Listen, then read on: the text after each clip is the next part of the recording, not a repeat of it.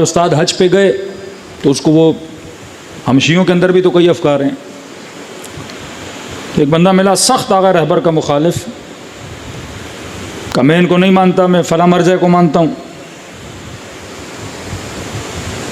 اب کیوں نہیں مانتے؟ کہ انہوں نے فتویٰ دیا ہے اتحاد بین المسلمین، فلاں فلاں کو، اور ان کو اب برا بھلا نہیں کہہ سکتے. یہ اہل بیت کے دشمن تھے، یہ اس طرح تھے، یہ اس طرح تھے، یہ اس طرح تھے، اور یہ دشمنان اہل بیت کو سپورٹ کر رہے ہیں. انہوں نے کہا آپ مجھے 2 سوالوں کا جواب دو. ایک طرف آپ کہو کہ رہبر معظم نے فتویٰ دیا کہ اہل سنت کے اکابرین کو، جن کو مانتے ہیں، ان کو آپ برا بھلا نہیں کہہ سکتے. پھر ایک چیز آپ سمجھو، جب آپ کہتے ہو صحابی رسول تو نسبت کس سے؟ رسول سے. زوجہ رسول نسبت کس سے؟ رسول سے. ان کی عوام کے ذہنوں میں ڈالا جاتا ہے اگر شیعہ کسی صحابی کو برا بھلا کہے گا تو کہتے ہیں یہ صحابی کو نہیں ہے، رسول کی توہین کر رہا ہے. کیوں؟ کس کا صحابی ہے؟ رسول کا. کہ زوجہ رسول ہے اس کی توہین کر رہا ہے، الیاذ باللہ. تو نسبت کس سے؟ رسول سے. تو عام الناس کے ذہنوں میں وہ فرد نہیں ہوتا، نسبت ہوتی ہے. ہم کہتے ہیں نواسہ رسول. یزید نے کس کی توہین کی؟ آل رسول کی. امام زین العابدین دربار میں جاتے ہیں، میں صفا کا بیٹا، میں مروہ کا بیٹا، نسبت دیتے ہیں نا. لوگ نسبت سن کے وہ ہو جاتے ہیں، بھائی رسول کا نواسہ ہے، نبی کی نواسیاں ہیں، اس کے ساتھ کر رہا ہے. وہیں پہ یزید کے کیا بن جاتے ہیں؟ دشمن بن جاتے ہیں. المؤمن کیس، مومن اشار ہوتا ہے. اگر آپ شروع میں بولنا شروع کر دو گے تو مسائل ہوں گے. ہاں اس کو بٹھا کے سمجھا سکتے ہو کہ جناب کسی کی نسبت کسی سے ہے، اس سے وہ فرد افضل نہیں ہو جاتا. قرآن میں حضرت لوط کی بیوی ہے، اس کی سے وہ افضل نہیں ہو رہی. نوح کی بیوی ہے، اس سے وہ افضل نہیں ہو رہی. اب کہیں کہ اللہ نے کہا یہ مومنوں کی مائیں ہیں، ماں بننے کا ایک ریزن ہے کیونکہ اس سے ہم نکاح نہیں کر سکتے. اب سکون سے بیٹھ کے انسان کو سمجھا سکتے ہو. امیر المومنین نے کس طرح ڈیل کیا کہ اس قدر خطرہ تھا کہ ایک الگ لشکر بنے میرے لشکر سے ان لوگوں کی گالیوں کی وجہ سے. امیر شام معاویہ ابن ابی سفیان نے امیر المومنین کو خط لکھا، طنز کیا مولا علی پہ. آپ حکمت امیر المومنین تو دیکھیے، طنز کیا مولا علی پہ، طنز کیا علی پہ. فرمایا علی وہ وقت تجھے یاد ہے کہ جب تیرے ہاتھوں کو ایسے باندھ کے لے جایا جا رہا تھا جیسے اونٹ کے ہاتھ باندھے جاتے ہیں. کیا چاہ رہا تھا کہ علی جواب دیں. اب کسی شیعہ کو بتایا جائے امیر المومنین کے ہاتھ باندھے گئے تو یہ فوراً آگ بگولا ہو جائے، کس نے ہاتھ باندھے تھے؟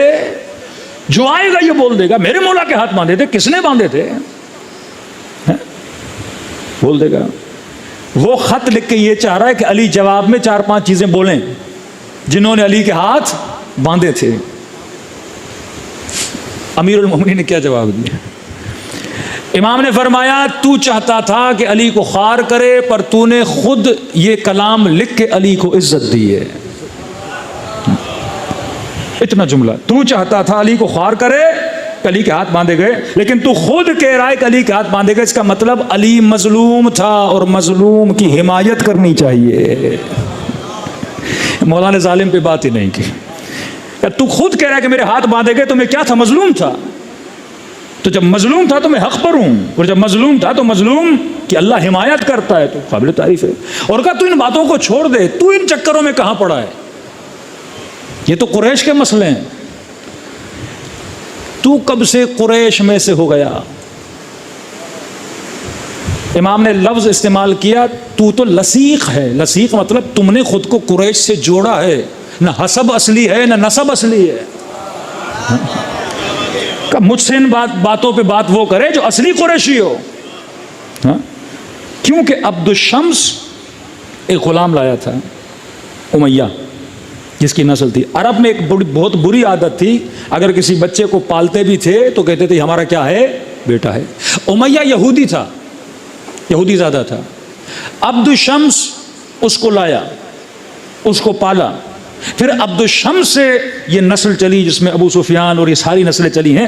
اور وہ کیا تھا؟ خود قریشی نہیں تھا، شام سے لایا گیا غلام تھا، اور اس کا دین کے اعتبار سے اس کا وہ کیا تھا، یہودی تھا. تو امام نے فرمایا کہ تو قریشی ہے بھی نہیں. یہاں تک مولا نے فرمایا اتنا لوگوں نے علی کو اتارا، اتنا لوگوں نے علی کو نیچا کیا، اتنا لوگوں نے علی نیچا کیا، آج علی اور فلاں کا کیا کرتے ہیں، آپس میں مقابلہ کرتے ہیں. امام نے جواب بھی دے دیا، کہتے ہیں خط لکھا کہ امیر المومنین کی توہین کرے، لیکن مولا علی نے اس کی پوری جڑ و حسب و نسب بھی اکھاڑ کے رکھ دیا. بتایا کہ تو کون ہے اور میں کون ہوں. پھر امام نے بتایا کہ میرا بابا کون تھا، میری نسبت رسول کے ساتھ کیا تھی، میں سیدہ شباب اہل جنت کا والد ہوں، میں قسیم النار والجنہ ہوں.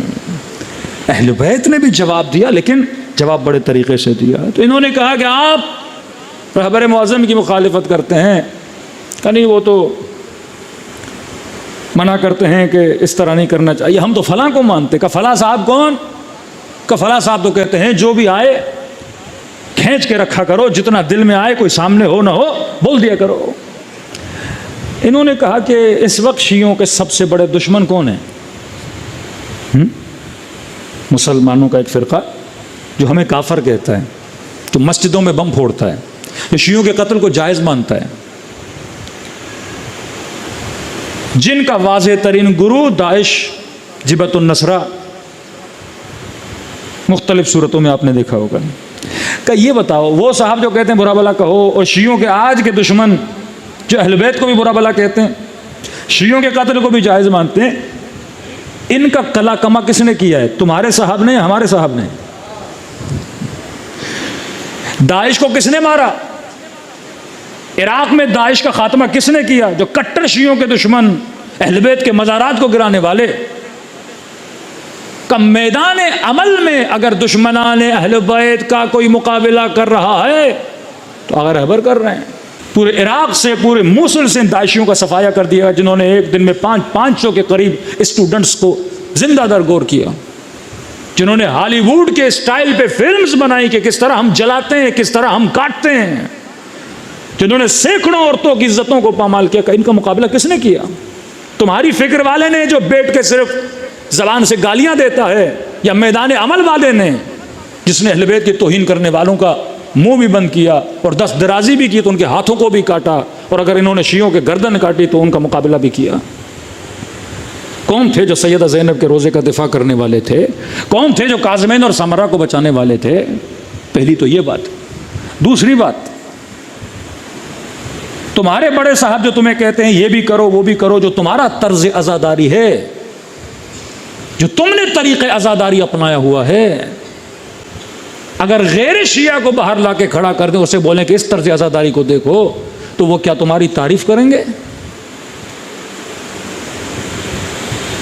جو عراق میں ایک بازار لگایا جاتا ہے، صرف آپ گوگل پہ لکھیں شیعہ، کون کون سی پکچرز آتی ہیں، کہ اگر میں کسی اور کو کھڑا کر دوں، بولوں یہ شیعت ہے، یہ عزاداری اور یہ روح عزاداری ہے، تو کہ ہماری طرف اٹریکٹ ہوگا؟ کہ یہ بات تو آپ صحیح کہہ رہے ہیں، اگر غیر مسلم، غیر شیعہ یہ چیزیں دیکھے گا اٹریکٹ نہیں ہوگا. تو کہ آپ اپنی عقل سے سوچ کے بتا، کون مکتب کی تعریف کر رہا ہے اور کون مکتب کی ترویج کر رہا ہے، کون مکتب کو بدنام کر رہا ہے، اور کون شیعوں کی جان اور مال اور ناموس اور عزت اور باؤنڈریز کا دفاع کر رہا ہے. خدا نے عقل دی، المؤمن کیس.